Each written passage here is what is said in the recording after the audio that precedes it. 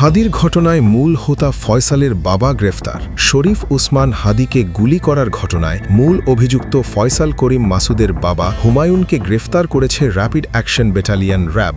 ১৬ December রাতে এক সংবাদ বিজ্ঞপ্তিতে এ তথ্য জানিয়েছে র্যাব। বিজ্ঞপ্তিতে বলা হয়, উসমান হাদিকে হত্যা চেষ্টার ঘটনায় মূল অভিযুক্ত শুটার ফয়সাল করিম মাসুদের বাবা হুমায়ুনকে ফয়সালের শ্বশুরবাড়ি নরসিংদী থেকে গ্রেফতার করা হয়েছে।